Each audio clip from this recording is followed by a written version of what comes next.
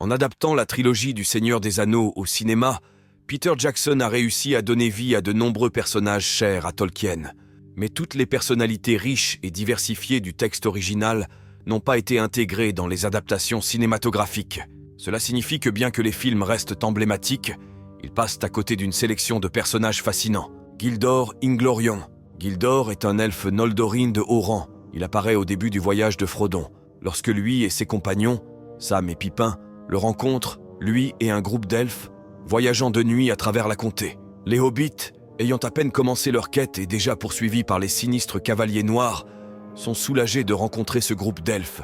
Gildor et sa compagnie leur offrent un abri et une protection pour la nuit, leur permettant de se reposer et de reprendre des forces. C'est Gildor qui avertit Frodon du danger que représentent les cavaliers noirs et lui conseille de poursuivre son voyage avec prudence. Il introduit également Frodon au concept d'ami des elfes, un titre qui reconnaît un lien profond et respectueux entre Frodon et les elfes. L'appartenance de Gildor à la maison de Finrod le relie aux grands seigneurs elfes du premier âge. C'est l'un des exilés, les elfes noldorins qui ont quitté Valinor pour la terre du milieu des milliers d'années auparavant. Gildor envoie des messages à d'autres elfes et alliés, les incitant à être à l'affût de Frodon et de ses amis, facilitant ainsi leur voyage et leur garantissant de l'aide en cours de route. Dans les adaptations cinématographiques, la première rencontre de Frodon avec les elfes se fait à son arrivée à Fontcombe. En omettant Gildor, les films manquent une occasion de montrer l'influence et l'aide précoce des elfes dans la quête de Frodon. Lobelia Sacquet de Besace. Lobelia est d'abord connue comme une hobbit irritable, avide et quelque peu antagoniste, célèbre pour sa nature cupide. Lobelia Sacquet de Besace est introduite dès le début du Seigneur des Anneaux comme un membre de la riche famille Sacquet de Besace. Elle est souvent dépeinte comme égoïste et désagréable, en particulier dans ses interactions avec Bilbo, qu'elle envie pour habiter à cul-de-sac, le grand trou de Hobbit qu'elle convoite ardemment. Elle est tellement obsédée par cela qu'elle va même jusqu'à voler les cuillères en argent de Bilbo. Mais le vrai caractère de Lobelia est révélé lors des événements ultérieurs de l'histoire. Lorsque les brigands de Saruman envahissent la comté et commencent à opprimer les Hobbits, Lobelia ne se soumet pas à la tyrannie. Au contraire, elle les confronte ouvertement et défend même physiquement sa maison en frappant l'un des brigands avec son parapluie. En conséquence, elle est arrêtée et emprisonnée dans les trous de serrure, un réseau de prisons de fortune que les hommes de Saruman ont installé pour détenir les hobbits qui leur résistent. Lorsqu'elle est libérée après l'épuration de la comté, elle est accueillie par des applaudissements et de l'admiration de la part des autres hobbits, qui la voient désormais comme une figure courageuse ayant résisté à l'oppression. Dans un ultime acte de générosité, elle renonce à cul-de-sac et donne toute sa fortune restante pour aider les hobbits rendus sans abri par les hommes de Saruman. Lobelia Sacquet de Besace est brièvement aperçue dans les scènes d'ouverture du film La communauté de l'anneau de Peter Jackson, mais son arc narratif est complètement omis pour le reste de l'histoire. Cela signifie que les spectateurs des films ne voient jamais sa transformation d'une antagoniste mesquine à une figure de résistance et de générosité. Bregalad, alias Frenhat.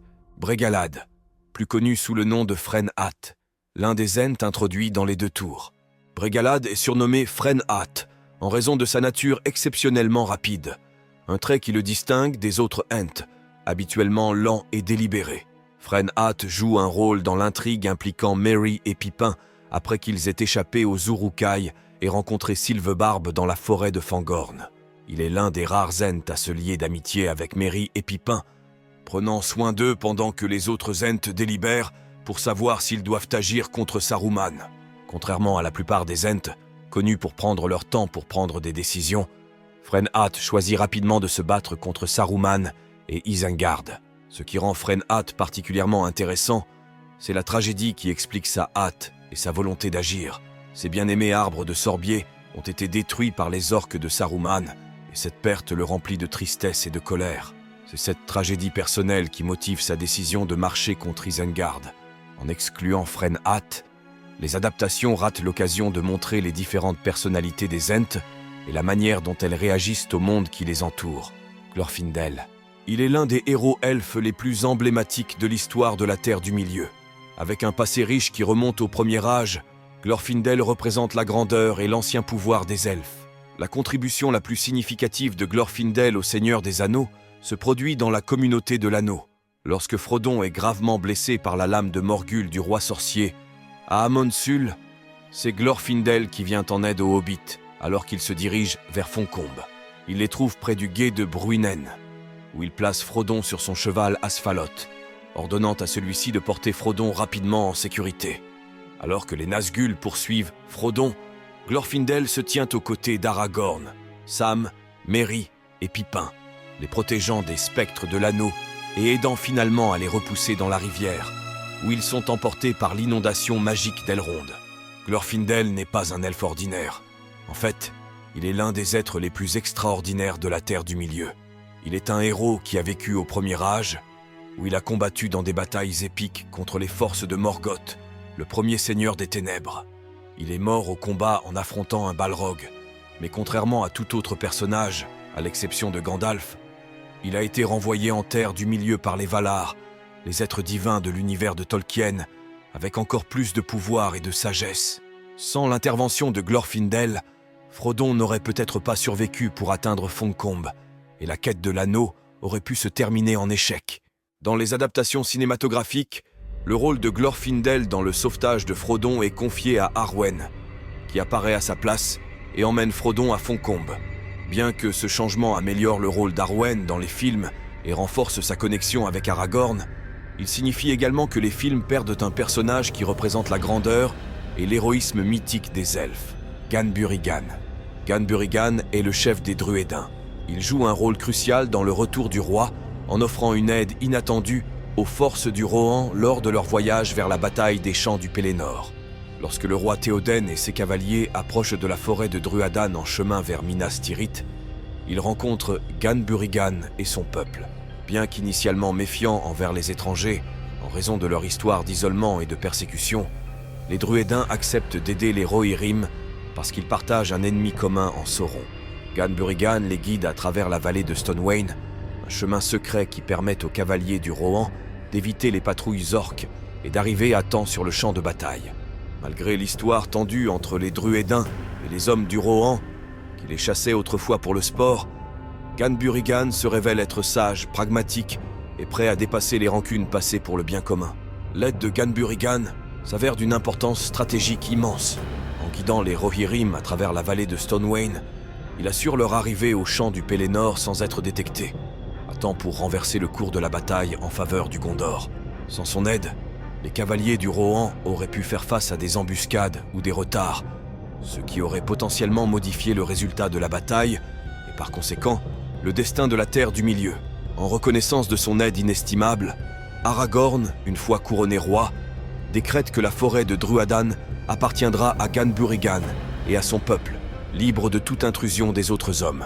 Cet acte de respect et de gratitude assure que les Druédins pourront vivre en paix, protégés des interférences qui menaçaient autrefois leur mode de vie. En excluant Ganburigan, les films perdent une occasion de montrer les alliances et la coopération entre les différentes cultures et peuples qui se sont opposés à Sauron. De plus, son absence fait que le voyage des Rohirrim vers les champs du Pélénor semble moins difficile, simplifiant le chemin vers la bataille et omettant une instance d'aide cruciale et inattendue. Tom Bombadil. Il est un personnage mystérieux et fantasque qui défie toute catégorisation facile. Il est connu pour son attitude insouciante, son pouvoir étrange et sa capacité à exister en dehors des préoccupations qui animent le reste de la Terre du Milieu. Tom Bombadil fait une apparition mémorable au début de la communauté de l'Anneau, jouant un rôle important en aidant Frodon, Sam, Merry et Pippin. Son intervention survient lorsqu'il sauve les hobbits du vieil homme saule, un arbre malveillant situé dans la vieille forêt qui les capture. Après les avoir ramenés en sécurité chez lui, Tom et sa femme, Baedor, la fille de la rivière, offrent aux hobbits chaleur, nourriture et repos. Mais son aide ne s'arrête pas là. Peu de temps après avoir quitté la maison de Tom, les hobbits sont de nouveau capturés, cette fois par un spectre dans les hauts des Galgal. Une fois de plus, Tom Bombadil vient à leur secours, les libérant et leur donnant des épées. L'aspect le plus intrigant de Tom Bombadil est son immunité apparente au pouvoir de l'anneau unique. Lorsque Frodon lui offre l'anneau, Tom le manipule sans crainte ni hésitation, et il n'a absolument aucun effet sur lui. Il ne disparaît pas et n'est pas tenté par son pouvoir. Dans la maison de Bombadil, Frodon connaît un moment de répit, une occasion de renoncer à ses fardeaux et de retourner à la sécurité et au confort de la comté. Mais la décision de Frodon de poursuivre le voyage malgré les dangers qui l'attendent, marque une étape critique de sa transformation, d'un hobbit ordinaire à un véritable porteur de l'anneau. L'ensemble de l'histoire de Tom Bombadil, y compris son sauvetage des hobbits et l'hospitalité de sa maison, est omis des adaptations cinématographiques. Ces scènes auraient introduit un sentiment d'émerveillement et d'étrangeté dans le récit, mais il est compréhensible que Peter Jackson ait choisi de l'exclure. Le caractère fantasque de Bombadil et son détachement de l'intrigue principale auraient pu perturber le rythme du film, d'autant plus que l'adaptation devait maintenir la tension. Néanmoins, son exclusion signifie que le public passe à côté d'une rencontre qui remet en question les thèmes centraux du pouvoir et de la résistance. Bérégonde. Bérégonde est un membre de la garde de la citadelle de Minas Tirith, un rôle qui fait de lui à la fois un guerrier et un protecteur des lieux les plus sacrés de Gondor. Bérégonde est introduit dans Le Retour du Roi, où il se lie d'amitié avec Pippin, qui a récemment rejoint la garde de la citadelle en tant que membre honoraire. Grâce à cette amitié, Bérégonde devient un guide, introduisant Pippin aux coutumes et aux devoirs de Gondor. Leur relation offre un aperçu de la vie quotidienne et des préoccupations des personnes qui défendent Minas Tirith. Mais le moment le plus critique de Bérégonde se produit lorsque Faramir, fils de Denethor et frère de Boromir, est grièvement blessé au combat. Alors que Denethor sombre dans le désespoir et la folie, il décide de s'immoler avec son fils, croyant que tout espoir est perdu. Bérégonde est alors confronté à un choix qui changera sa vie. Rester fidèle à son devoir de garde et obéir aux ordres, ou défier son préposé et sauver la vie de Faramir, qu'il respecte et admire profondément. Il choisit d'abandonner son poste, un acte de trahison qui le met en conflit direct avec les autres gardes de la citadelle qui obéissent aux ordres de Denethor. Ce faisant, il tue 2 gardes pour empêcher qu'ils ne stoppent Gandalf et Pippin dans leur tentative de sauver Faramir. Les actions de Bérégonde sauvent Faramir, qui jouera par la suite un rôle crucial dans la restauration de Gondor et la gestion de l'Ithilien après la guerre. Après la défaite de Sauron et l'ascension d'Aragorn au trône, le destin de Bérégonde est incertain. Ayant commis un acte de trahison en abandonnant son poste et en tuant ses camarades, il devrait, selon la loi, être exécuté. Mais dans un acte de sagesse et de clémence, le roi Aragorn juge les actions de Bérégonde non pas selon la lettre de la loi, mais selon leur intention et leur impact. Plutôt que de le condamner à mort, Aragorn le prive de son poste à la garde de la citadelle et l'exile de Minas Tirith. Mais cette punition est adoucie par une récompense, car Bérégonde est nommé capitaine de la Compagnie Blanche, servant sous Faramir en Ithilien. Sans Bérégonde, le public perd l'occasion de voir les dynamiques nuancées du devoir, de l'honneur et du prix à payer pour faire ce qui est juste en temps de grande tourmente. Prince Imrahil. Prince Imrahil est une figure noble et courageuse qui joue un rôle important dans la dernière partie du Seigneur des Anneaux. Il est connu comme le prince de Dol Amroth, une seigneurie côtière du Gondor. Il est un leader reconnu pour sa sagesse et sa bravoure. Le prince Imrahil apparaît pour la première fois dans Le Retour du Roi lors du siège de Minas Tirith. En tant que seigneur de Dol Amroth, il arrive avec une compagnie de chevaliers du Cygne et 700 soldats pour aider à défendre la ville contre les forces de Sauron. Son arrivée est opportune, car Minas Tirith est en grand danger, et sa présence renforce les défenses de Gondor. Tout au long du siège, Imrahil fait preuve de bravoure et de leadership à de nombreuses reprises. Lorsque Faramir est blessé en défendant la ville, c'est Imrahil qui chevauche aux côtés de Gandalf pour le secourir, risquant sa propre vie. Plus tard, lors de la bataille des champs du Pélénor, le prince Imrahil combat aux côtés du roi Théoden et des cavaliers du Rohan, montrant un courage et une compétence exceptionnels.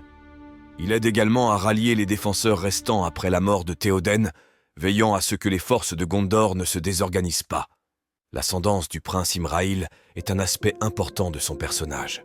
Il est un descendant des Numénoréens et possède un peu de sang elfique dans ses veines, ce qui en fait l'une des figures les plus majestueuses du Gondor. Le prince Imrahil n'est pas seulement un guerrier habile, mais aussi un leader compétent. Après la bataille des champs du Pélénor, Imrahil joue un rôle crucial dans le dernier conseil, aidant Aragorn, Gandalf et les autres dirigeants alors qu'ils se préparent à attaquer la Porte Noire. Le prince Imrahil est totalement absent des adaptations cinématographiques et son rôle est largement assumé par d'autres personnages tels que Gandalf et Éomer. Sans Imrahil, la narration ne parvient pas à montrer les alliances plus larges qui viennent en aide à Gondor. et la représentation de Gondor en tant que royaume uni et puissant est quelque peu diminuée. Fredegar Fati Bolger. Souvent appelé le 5e Hobbit, Fredegar Bolger joue un rôle crucial, bien que discret, au début de l'histoire. Ami de Frodon, il devient l'un des conspirateurs qui découvrent le plan secret de Frodon de quitter la comté avec l'anneau unique. Lorsque Frodon décide de déménager de cul-de-sac à Crickhollow pour dissimuler ses véritables intentions, c'est Fredegar qui l'aide dans le déménagement. Il aide à transporter les affaires de Frodon, installe sa nouvelle maison à Crickhollow et maintient l'illusion que Frodon prévoit de s'y installer de façon permanente. Il accepte de rester à Crickhollow, se faisant passer pour l'occupant, afin de maintenir la supercherie. Cet acte était risqué, car cela signifiait devenir un leurre et potentiellement faire face aux dangers que Frodon essayait d'éviter. La tromperie de Fredegar s'est avérée essentielle à la réussite de la quête de Frodon, car elle a permis aux Hobbits de gagner un temps précieux pour échapper aux Nazgûl. Peut-être que le moment le plus marquant pour Fredegar se produit lorsque les Nazgûl arrivent enfin à Crickhollow. Malgré sa terreur, et loin d'être l'archétype du héros conventionnel, Fredegar ne se laisse pas aller à la panique. Au lieu de cela, il donne l'alerte, courant dans l'obscurité pour avertir les Hobbits de Buckland du danger imminent. Son courage incite les habitants à faire retentir leurs cornes, une action qui repousse les Nazgûl. Malheureusement, toute l'intrigue de Fredegar Bolger, y compris les événements à Crickhollow et son rôle crucial dans la tromperie des Nazgûl, a été omise dans les adaptations de Peter Jackson. En conséquence, les films perdent un élément essentiel de la résistance subtile de la comté face au mal. Eladan, Elrohir, Albarad et la Compagnie Grise. Eladan et Elrohir sont les fils d'Elrond, tandis que Albarad sert de chef parmi les rôdeurs du Nédin, menant un groupe de 30 hommes connus sous le nom de la Compagnie Grise. Eladan et Elrohir sont des jumeaux semi-elfes qui possèdent un mélange d'héritage elfique et humain, en tant que fils d'Elrond et frères d'Arwen. Ce sont des guerriers expérimentés qui ont longtemps été alliés aux rôdeurs du Nord. Ils apparaissent dans l'histoire après le Conseil d'Elrond, où ils partent en reconnaissance pour recueillir des informations sur les forces des ténèbres. Leur contribution la plus importante survient cependant lorsqu'ils rejoignent Aragorn dans son voyage vers Minas Tirith. Albarad est un rôdeur du Nédin, un parent d'Aragorn et un chef de la Compagnie Grise.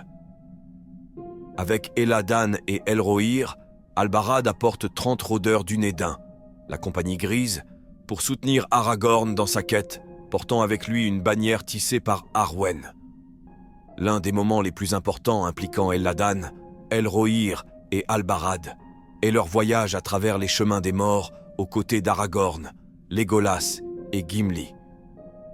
En traversant ce chemin périlleux, ils permettent à Aragorn d'invoquer l'armée des morts, qui joue un rôle décisif lors de la bataille de Pelargir.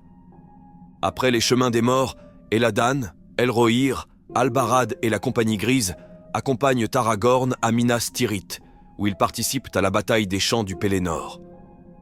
Leur présence dans cette bataille renforce les forces d'Aragorn et contribue à l'effort héroïque pour vaincre les armées de Sauron. Dans les adaptations cinématographiques de Jackson, l'intégralité de cette histoire est omise. À la place, c'est Elrond lui-même qui délivre le message incitant Aragorn à emprunter les chemins des morts, et il n'y a aucune mention des rôdeurs du Nédin qui viennent en aide à Aragorn dans son périple. Les films manquent l'occasion de mettre en avant le soutien plus large qu'Aragorn reçoit de son propre peuple et le rôle important que jouent les Dunédains dans la guerre de l'Anneau. Merci beaucoup d'avoir regardé cette vidéo. Si vous l'avez appréciée, celle-ci pourrait vous plaire également.